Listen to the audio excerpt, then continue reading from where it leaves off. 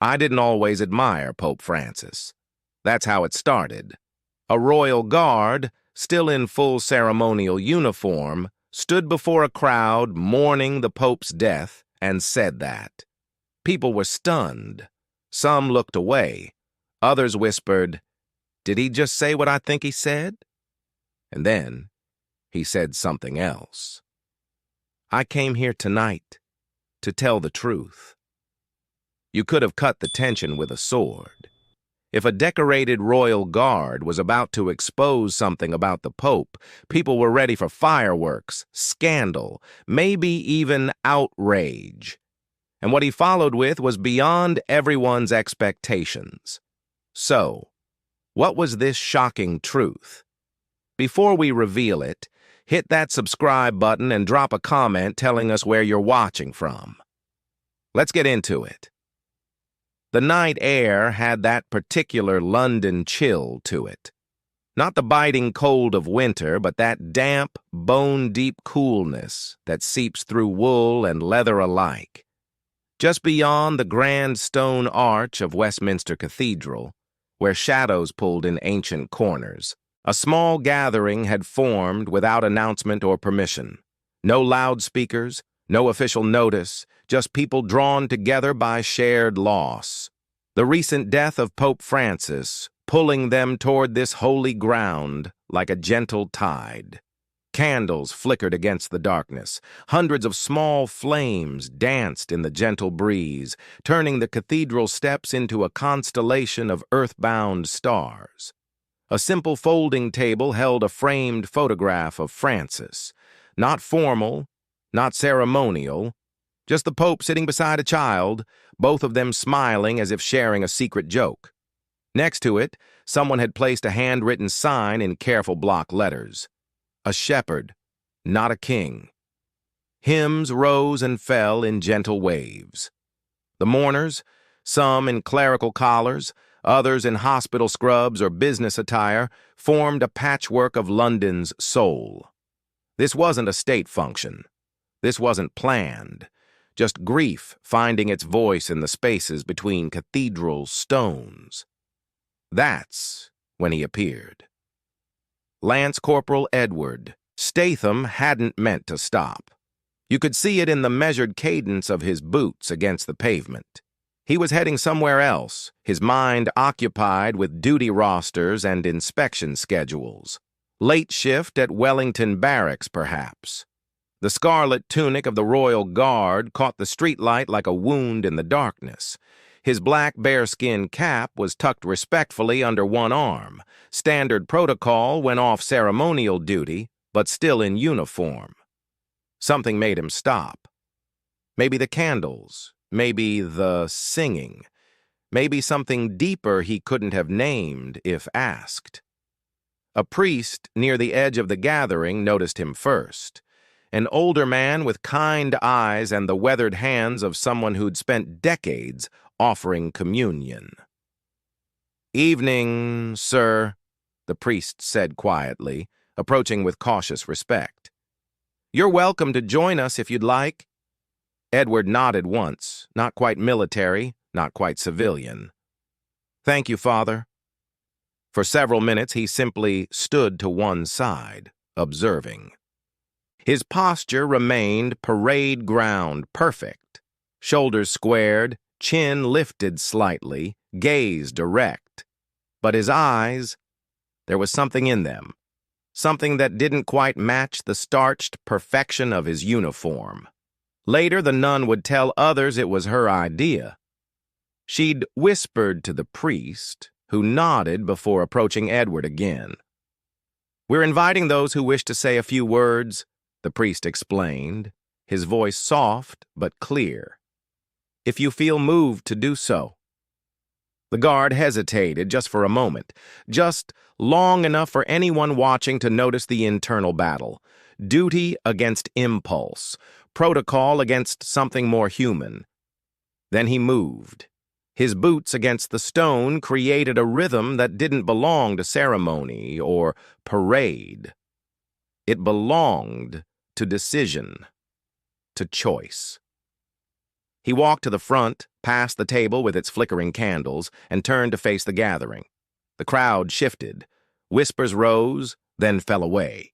A royal guard in full-dress uniform wasn't something you saw speaking in public, let alone at an informal vigil for the head of a different faith altogether.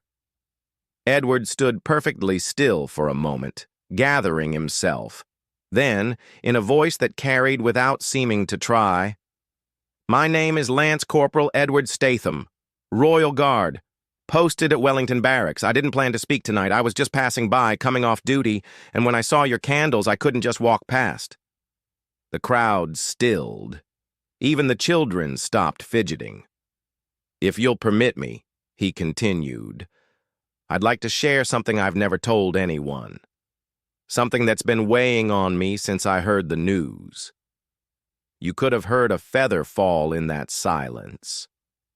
Edward looked down at his gloved hands, then back up, his gaze steady now. "But before I say what I've come to say, I need to be honest with all of you. I didn't always admire Pope Francis." The words landed like stones in still water. Several people exchanged glances. A few shifted uncomfortably. One woman near the front looked as if she might stand up and leave. The guard didn't flinch. His voice remained steady, though something in his eyes had softened. "I know that might sound terrible, especially here, especially now. But if I'm going to speak tonight, I want to do it honestly, not from some rehearsed script, not from someone else's words." His hands, perfectly steady when aiming a rifle or standing at attention for hours, showed the slightest tremor as he clasped them behind his back. "When I first heard of him, I didn't trust it. Any of it. The headlines about the shoes, the apartment he refused to move into, the humility." His lips quirked in a tired half-smile. "Where I come from, in my world, we judge men not by what they say, but by how they stand, how they carry themselves, what they do when no one's looking." He paused, his gaze sweeping across the gathering. And I thought he was too soft, too gentle to be taken seriously, too forgiving to lead, too simple to command the kind of respect his position demanded. Someone coughed. A priest shifted his weight from one foot to the other, but no one interrupted. I remember seeing some tabloid headline once, something about him refusing a bulletproof car, about how he still wore those same black shoes he'd had forever. And I remember saying to one of my mates, "That man won't last a year. He doesn't understand how the game is played." A few nervous chuckles rippled through the crowd, mostly from younger faces who recognized that peculiar British cynicism. "But here's what I didn't understand," Edward continued, his voice dropping slightly, drawing them in. "He wasn't playing the game, and that was precisely the point." The tension in the gathering eased slightly. This wasn't going to be scandal. This was confession. I started noticing things. Not the headlines, not the photo ops, but the gaps between them. The things that never made the evening news. Prison visits, letters to strangers, phone calls to families who'd lost someone. He let the words settle like dust motes in the cathedral light. I'd spent my whole career believing dignity came from uniform, from posture, from protocol. He gestured subtly to his scarlet tunic.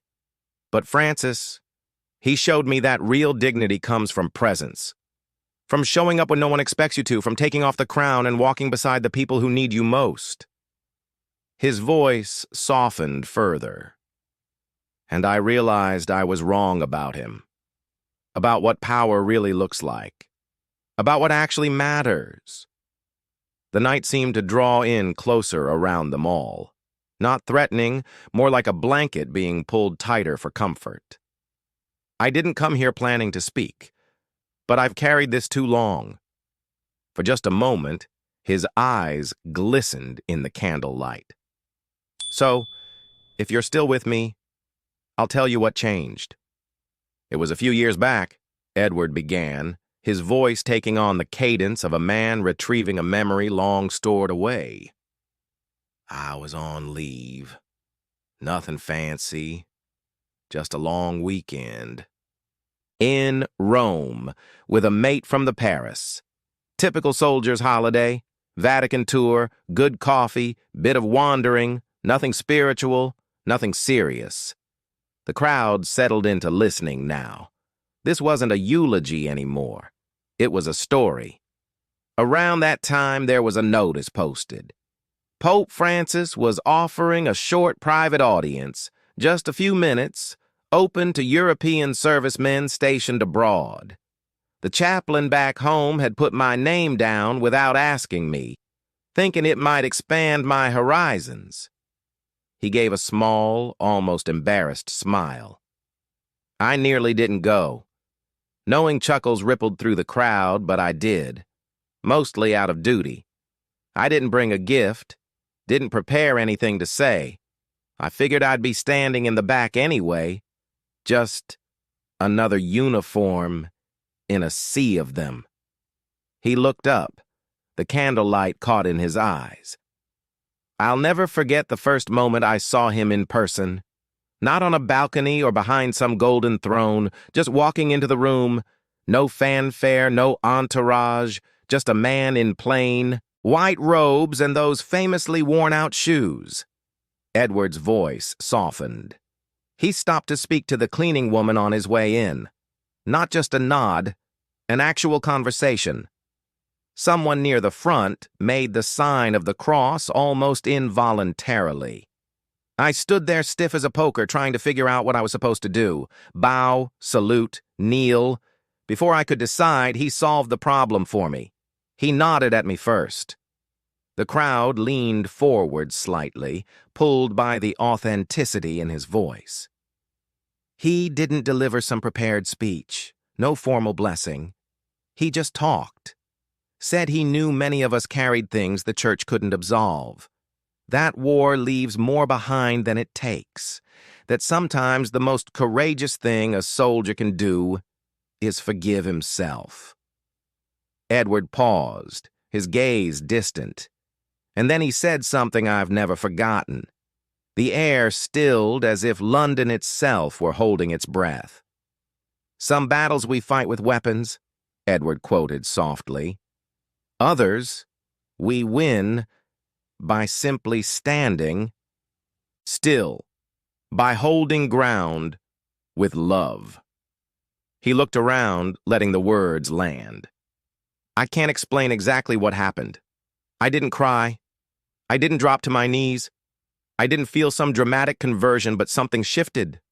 Not with thunder, just with truth. He took a small step closer to the photograph on the vigil table. I was raised on discipline, trained in order. I still value these things, but for the first time, I met someone who carried more authority by kneeling than most men do, by standing on pedestals. His voice almost faltered, but he caught himself. I shook his hand that day. Didn't say much. Couldn't find the words. But as he moved to the next soldier, he turned back to me and said, "Don't forget, real strength is often mistaken for weakness. Let them make that mistake." Edward swallowed hard, the motion visible despite his perfect posture. I've worn this red coat for nearly a decade now, stood still for hours in the rain and snow, been photographed by tourists, mocked by drunks. But that single encounter made me understand what I'd been missing. He looked around the gathering, faces soft now in the gentle light. I came home from that trip different. Not dramatically, not visibly, just shifted. But I didn't tell anyone.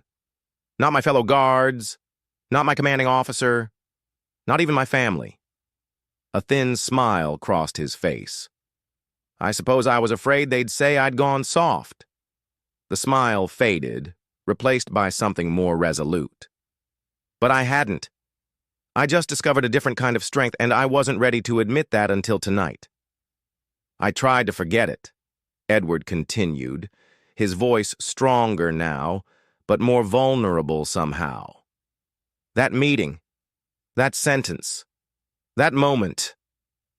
I came back to barracks and fell into the rhythm of duty, polish, parade, perfect posture. The world doesn't pause just because you've had your foundation shaken, especially not when you wear a uniform. The crowd was captivated now.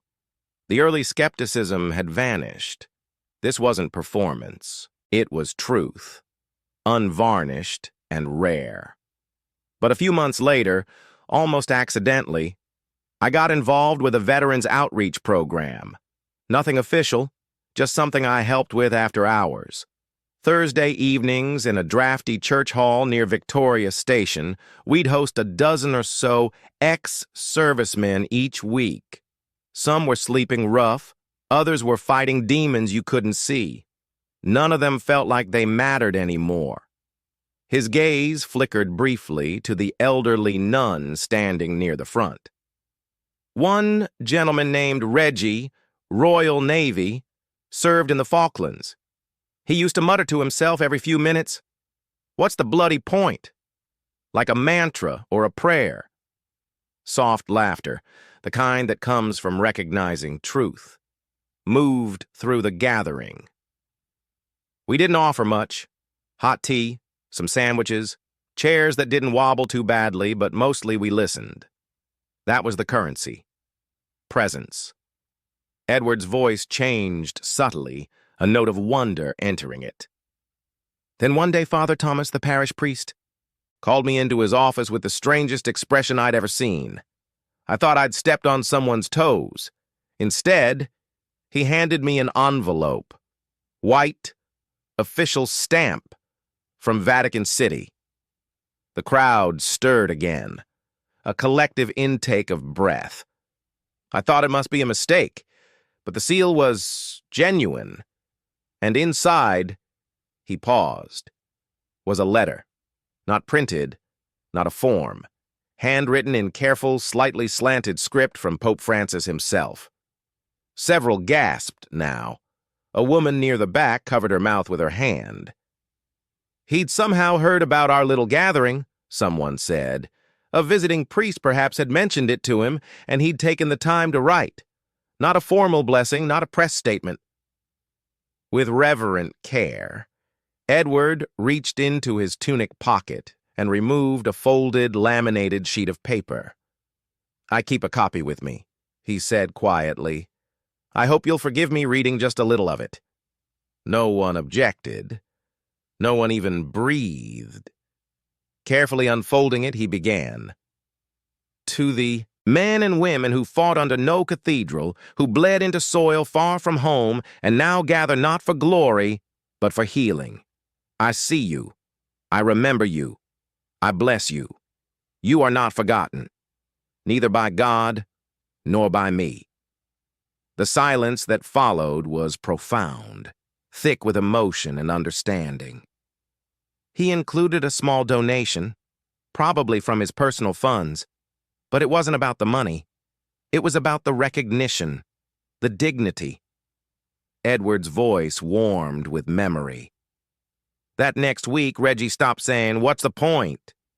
He started asking, "Did you read what the Holy Father wrote to us?"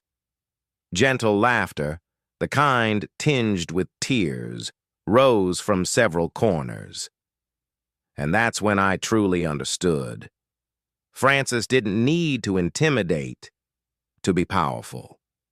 He didn't need armies or palaces or grand gestures. He just needed to notice people. With careful movements, Edward folded the letter and placed it gently on the vigil table beside the framed photograph. Since that day, I've stopped measuring strength by volume or status or medals. He looked out across the candlelit faces. I've stood guard beside royalty. But that letter, that came from a servant. and it moved mountains no royal decree ever could. He shifted his stance slightly, not retreating, just settling. That's when I stopped reading headlines and started watching his heart. I didn't know he was dying, Edward said, his voice quieter now, but somehow reaching every corner of the gathering. None of us really did. Not until it was already happening. The candlelight wavered in the evening breeze, casting living shadows across his scarlet tunic. The crowd had grown utterly still. They said he was ill, slowing down. There were rumors he might step down. But that wasn't his way, was it? Francis wasn't one for grand exits. He just kept going, visiting the forgotten, speaking to the rejected, blessing those no one else would touch. He paused, the phrase catching in his throat like a splinter. And when the announcement finally came, when the Vatican confirmed he'd passed, I was sitting in the barracks break room with a half-finished cup of tea. Someone had left the television on, live feed from St. Peter's Square. The bells were tolling their terrible news. His gaze lowered to the stone beneath his polished boots. In my line of work, we have protocols for everything, especially death. You stand straight. You remain silent. You honor without spectacle. And that's exactly what I did. Right there in that empty room, I stood up, walked to the middle of the floor, and saluted the screen. No audience, no ceremony, just respect. A woman near the front wiped her eyes with the edge of her sleeve. Others bowed their heads as if reliving that moment with him. I can't explain why I did it. In 15 years of service, I've guarded kings, prime ministers, foreign dignitaries. I've saluted generals who couldn't remember my name if their lives depended on it. But that man, on the television, the one in the simple, wooden coffin, he earned every inch of that salute. The wind shifted, sending candle flames dancing in silent tribute. I read afterwards that even as Pope, he refused to move into the papal apartments, chose to live in a simple guest house room until the very end. That he declined experimental treatments, saying simply, "If the Lord is calling, who am I to ask him to wait?" A gentle, almost disbelieving smile crossed Edward's face. In my world, we talk constantly about duty.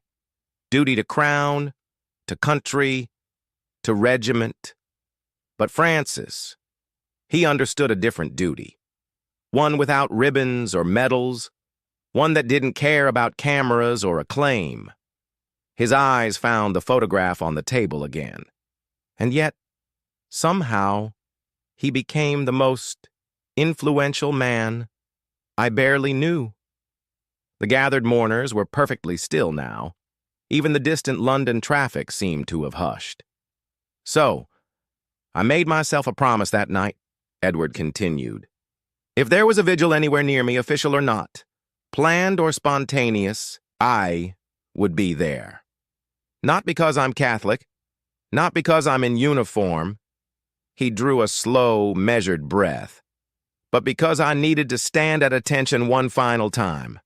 For a man who never stood still unless it was beside someone who was broken. Edward Statham took a single step forward, not from pride, but from necessity, as if the weight of truth he carried demanded its own space. When I first began speaking tonight, he said, his voice remarkably steady, I told you I wanted to be honest, that I hadn't always admired Pope Francis, that something had been weighing on me that I needed to share. And I saw it in your eyes. Some of you were expecting a revelation, a scandal, the shocking truth that always seems to follow powerful men.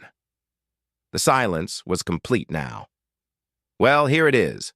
He scanned the faces before him, open now, expectant, but not with cynicism, with hope. The shocking truth is this. He was exactly who he claimed to be.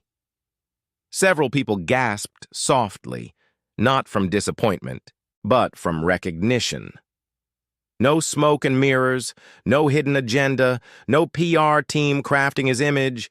The man who spoke of mercy actually lived it. The Pope who washed prisoners' feet kept doing it long after the cameras lost interest. The Cardinal who wore the same shoes for a decade never traded them for something more befitting his station. A woman near the center pressed her hands against her mouth, tears streaming freely down her face. Someone whispered, "Amen," so quietly it might have been just a breath. "We exist in an age," Edward said, "where power announces itself with noise, where leaders tweet their thoughts before they've finished having them, where apologies are calculated and vulnerability is seen as fatal weakness. But this man, this Pope, chose quiet over spectacle, service over status, truth, gentle, inconvenient, beautiful truth, over reputation. With slow, deliberate movements, he removed his white gloves, one finger at a time, not as a statement, but as an offering of authenticity. And I realized that I'd spent my career perfecting buttons and creases, standing still for hours, being seen but never heard. I thought that was enough. He shook his head slightly. But Francis taught me otherwise. He laid the gloves carefully on the table beside the letter and the photograph. He showed me that silence isn't just discipline. It can be devotion. That standing still isn't just following orders. It can mean choosing not to strike back. That humility isn't weakness. It's strength wrapped in grace. Edward drew himself to his full height. Not rigid, not performative, but dignified. We salute heads of state. We kneel at tombs of warriors. We honor those who conquered. His hand rose in a perfect salute, not to the photo, but to the people gathered in the darkness. Tonight, we remember a shepherd. Tears fell freely now, from the clergy, from the strangers, from a young man in a football jersey holding a candle as if it were something precious. Edward lowered his arm with military precision. That's the truth I needed to share. Not scandal, not secrets, just this simple fact that our world keeps forgetting. That greatness can wear scuffed shoes, that true power needs no throne, and that sometimes the holiest person in any room is the one who speaks least and listens most. The night air carried the mingled scents of candle wax and incense. In the distance, church bells marked the hour. But you don't need to take my word for it, he added, his voice barely above a whisper. Read what he wrote. Remember how he made you feel when you saw him. Think about why you're standing here tonight. He stepped back slowly. The crowd didn't applaud. That would have broken the spell. They simply stood, something sacred having passed between them, until one person began to clap, then another, and another. Edward bowed his head slightly, a gesture of quiet humility, and stepped aside. For a long moment, no one spoke. The applause had died as quickly as it had risen, like summer rain that starts and stops without warning. All that remained was the gentle flutter of candle flames and the distant hum of London continuing beyond their small circle of light. Edward moved away from the center, his white gloves still resting on the table. He didn't look back at the photo or the gathering. He simply stood among them now, not separate, not elevated. Just a man who had said what needed saying. A small voice broke the reverent quiet. Was he really that kind? Heads turned. A young girl, maybe 7 or 8, with blonde fringe and an oversized coat, stood holding her mother's hand near the edge of the gathering.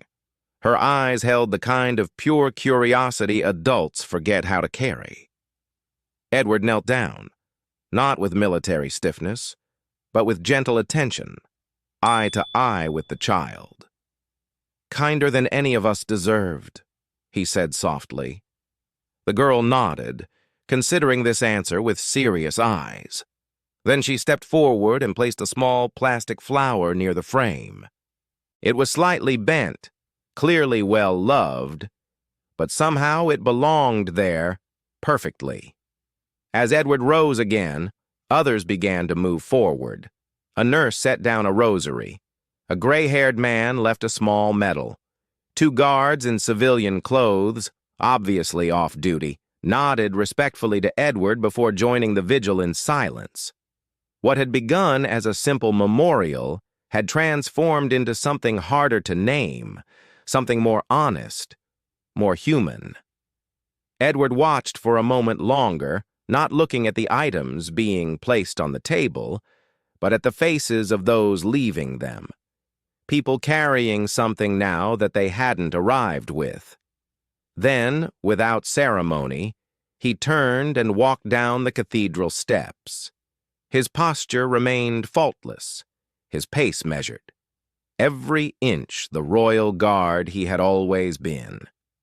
But something fundamental had shifted, not in how he walked, but in what he no longer carried alone. Would you have had the courage to speak like Edward did?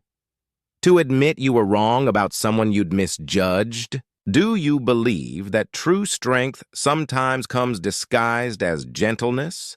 Share your thoughts in the comments below. We read every single one.